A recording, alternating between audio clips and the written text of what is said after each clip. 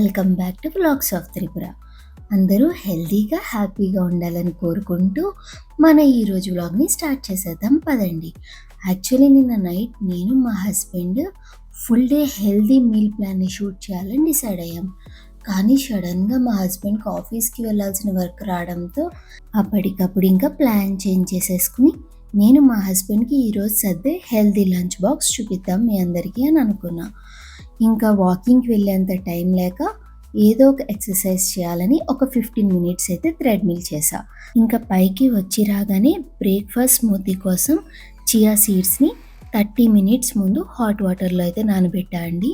ఈ chia seeds ఇంచుమించు సబ్జా seeds లాంటివే, కాకపోతే ఇందులో ఫైబర్ కంటెంట్ కొంచెం ఎక్కువ ఉండడంతో ఎక్కువసేపు ఆకలి వేయకుండా ఉంటుందని దీన్ని ప్రిఫర్ చేసా.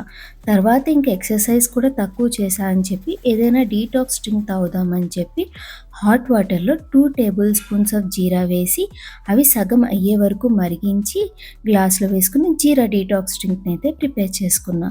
ఇందులో స్వీట్నెస్ కోసం కొంచెం హనీని అయితే యాడ్ చేసా. ఈ డ్రింక్ మన బ్లోటింగ్ మరియు గ్యాస్ ప్రాబ్లమ్స్ని తగ్గించడానికి కూడా బాగా హెల్ప్ చేస్తుంది.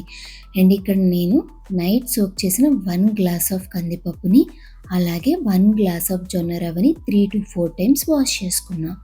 ఇలా జొన్న రవ్వని ఓవర్ నైట్ సోక్ చేయడం వల్ల అందులో ఉన్న న్యూట్రిషన్స్ వాల్యూస్ మన బాడీకి ఇంకా బాగా అబ్జర్వ్ అవుతాయి. అలాగే గ్యాస్ బ్లోటింగ్ ప్రాబ్లమ్స్ కూడా రాకుండా ఉంటాయి. ఇలా ఈ 1 గ్లాస్ ఆఫ్ జొన్న రవ్వని 1 గ్లాస్ ఆఫ్ కందిపప్పుని కుక్కర్లో యాడ్ చేసుకుని ఈ 2 గ్లాసెస్కి 6 గ్లాసెస్ ఆఫ్ వాటర్ని యాడ్ చేసుకున్నా. ఆ వాటర్ బయటికి పొంగిపోయి రాకుండా ఉండడం కోసం కొంచెం ఆయిల్ని అలాగే పసుపుని యాడ్ చేసుకుని కుక్కర్కి మూత పెట్టి 5 విజిల్స్ అయితే దీన్ని ఉడికించా. వీటితో నేను ఇప్పుడైతే మీకు జొన్న సాంబార్ రైస్ చేసి చూపించబోతున్నా. ఈలోపు మార్నింగ్ స్మూతీ కోసం ఇది స్ట్రాబెర్రీ సీజన్ కాబట్టి స్ట్రాబెర్రీస్ని ఎక్కువగా కన్జ్యూమ్ చేద్దామని స్ట్రాబెర్రీస్ని అలాగే బనానాస్ని కట్ చేసుకుని ఈ రెండింటికి 1 గ్లాస్ ఆఫ్ మిల్క్ని యాడ్ చేసుకుని స్వీట్నెస్ కోసం హనీని యాడ్ చేసి స్ట్రాబెర్రీ బనానా స్మూతీని అయితే ప్రిపేర్ చేసుకున్నాను. ఈ స్మూతీ కనుక మధ్యలో క్రంచీగా తగలడం కోసం కొంచెం డ్రై ఫ్రూట్స్తో కనుక టాపింగ్ చేసుకుంటే టేస్ట్ అయితే ఇంకా బాగుంటుంది. నేను మార్నింగ్ సోక్ చేసిన చియా సీడ్స్ని కూడా ఇందులో యాడ్ చేసి మిక్స్ చేసుకుని ఈ స్మూతీని అయితే కన్జ్యూమ్ చేసా. ఒక్కసారి మీరు ట్రై చేసి చూడండి, టేస్ట్ అయితే వేరే లెవెల్. అండ్ ఇంకా మార్నింగ్ బ్రేక్ఫాస్ట్ కోసం మల్టీ మిల్లెట్ ఇడ్లీ బ్యాటర్లో కొత్తిమీర క్యారెట్ తురుము వేసి మిక్స్ చేసుకుని పక్కన పెట్టుకున్నాను.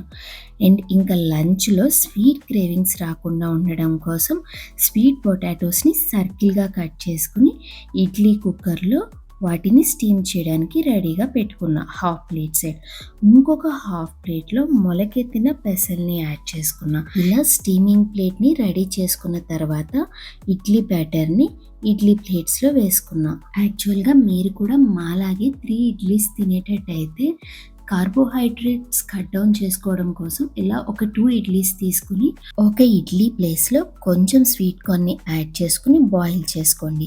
దీనివల్ల మన బాడీకి ఎక్కువ ఫైబర్ కంటెంట్ అందుతుంది, అలాగే కార్బోహైడ్రేట్స్ తక్కువ అందుతాయి అండ్ ఆకలి ఎక్కువ వేయకుండా ఉంటుంది.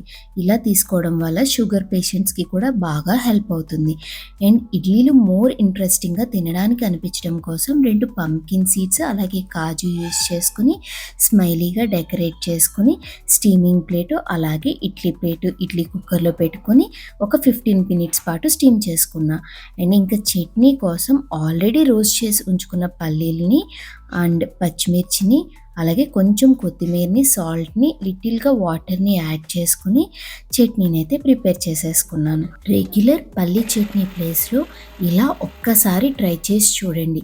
గ్రీన్ కలర్లో చూడడానికి అలాగే తినడానికి చాలా బాగుంటుంది. అండ్ నెక్స్ట్ సాంబార్ రైస్ కోసం ఒక బౌల్ ఆఫ్ వాటర్లో కొంచెం చింతపండుని తీసుకుని 1 మినిట్ పాటు మైక్రోవేవ్ చేసుకున్నా. దీనివల్ల చింతపండు జ్యూస్ తీయడానికి మనకి చాలా ఈజీగా అయిపోతుంది. ఈలోపు టైం అయిపోతుంది కాబట్టి మా హస్బెండ్ని జొన్న సాంబార్ రైస్కి ముల్లంగులు అలాగే టమాటాలు తరిగించి హెల్ప్ చేయమని అయితే రిక్వెస్ట్ చేశాను. నేను అవి తరిగి నాకు ఇచ్చారు. ఈలోపు 15 మినిట్స్ అయిపోవడంతో ఇడ్లీలు ఎలా అయ్యాయో చెక్ చేయడానికి అయితే వచ్చేసా. చూడండి ఇడ్లీలు ఎంత కలర్‌ఫుల్‌గా, ఎంత పర్ఫెక్ట్‌గా కుక్ అయ్యాయో. స్వీట్ కార్న్ కూడా చాలా పర్ఫెక్ట్‌గా కుక్ అయింది.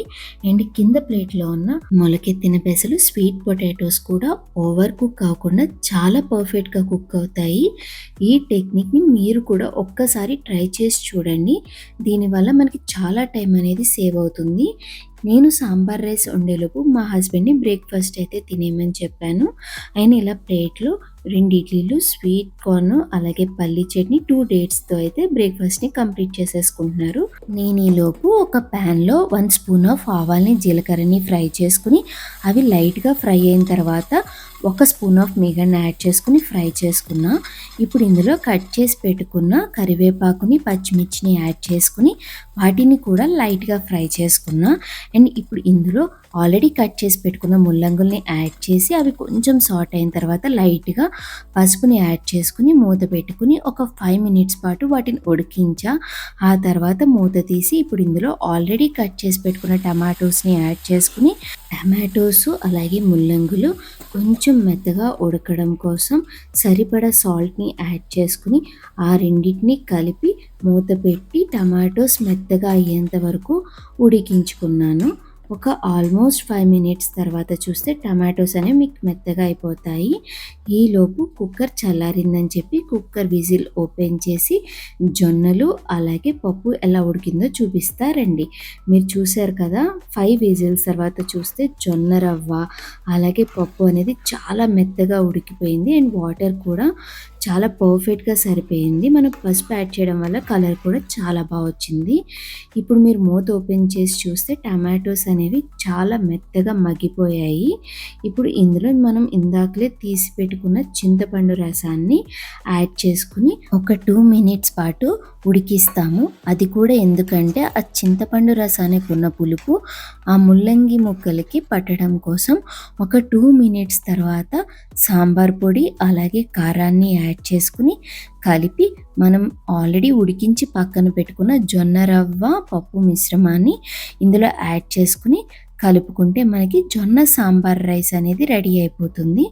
యాక్చువల్లీ నేను ఈ జొన్న సాంబార్ రైస్ అనేది లంచ్ బాక్స్లో పెడుతున్నా కాబట్టి కొంచెం వాటర్ని యాడ్ చేసుకుని కలుపుకున్నాను. ఎందుకంటే కొంచెం సేపటి తర్వాత చల్లారిన తర్వాత దీని కన్సిస్టెన్సీ అనేది థిక్‌గా అయిపోతుంది కాబట్టి లంచ్ బాక్స్‌లో తినడానికి వీలుగా ఉండడం కోసం వాటర్ని యాడ్ చేసుకుని కన్సిస్టెన్సీని అయితే అడ్జస్ట్ చేసుకున్నా. ఫైనల్లీ మా హస్బెండ్ బ్రేక్‌ఫాస్ట్ తినేలోపు నా ఈ జొన్న సాంబార్ రైస్ కూడా రెడీ అయిపోయింది. ఈ సాంబార్ రైస్‌కి కాంబినేషన్‌గా విజేత నుంచి కొని తీసుకొచ్చిన మినప అప్పడాల్ని ఆయిల్‌లో కాకుండా ఇలా స్టవ్ మీద డైరెక్ట్‌గా కాలుస్తున్నా. దీనివల్ల అప్పడాలకి చార్కోల్ ఫ్లేవర్ పట్టి టేస్ట్ అయితే ఇంకా చాలా బాగుంటుంది.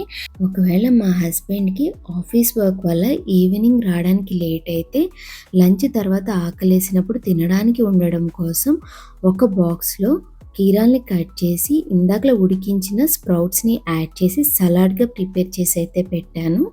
అండ్ లంచ్ తర్వాత స్వీట్ క్రేవింగ్ సాటిస్ఫై చేయడం కోసం స్వీట్ పొటాటోని ఒక బాక్స్‌లో సర్దా. ఇలా లంచ్ బాక్స్‌ని ఎంతో హెల్తీగా అయితే సర్దేసి మా హస్బెండ్‌కి ఇచ్చేసాం. మా హస్బెండ్ రెడీ అయిపోయి ఆఫీస్‌కి వెళ్ళడానికి అయితే స్టార్ట్ అయిపోయారు. నేను కూడా బయటకొచ్చి మా హస్బెండ్‌కి సెండ్ ఆఫ్ ఇచ్చేసి లోపలికొచ్చిన తర్వాత నా ఆఫీస్‌కి కూడా టైం అయిపోవడంతో నేను లాగిన్ అయిపోయి నా ఆఫీస్ వర్క్‌ని అయితే నేను స్టార్ట్ చేసేసుకున్నాను. నేను ఈరోజు ఈ వీడియోలో చూపించిన రెసిపీస్‌లో మీకు ఏ రెసిపీ అయితే బాగా నచ్చిందో కింద కామెంట్ సెక్షన్‌లో అయితే నాతో చెప్పండి. నా నెక్స్ట్ వీడియోలో వీక్ మొత్తానికి హెల్తీగా తినడానికి అవసరమయ్యే వీక్లీ ప్లాన్‌లు అయితే మీతో షేర్ చేసుకుంటున్నాను. ఆ వీడియో సాటర్డే రాబోతుంది. ఆ వీడియోని మిస్ అవ్వకుండా ఉండాలంటే అండ్ మా వీడియోస్ కనుక మీకు నచ్చినట్టయితే please subscribe to my channel.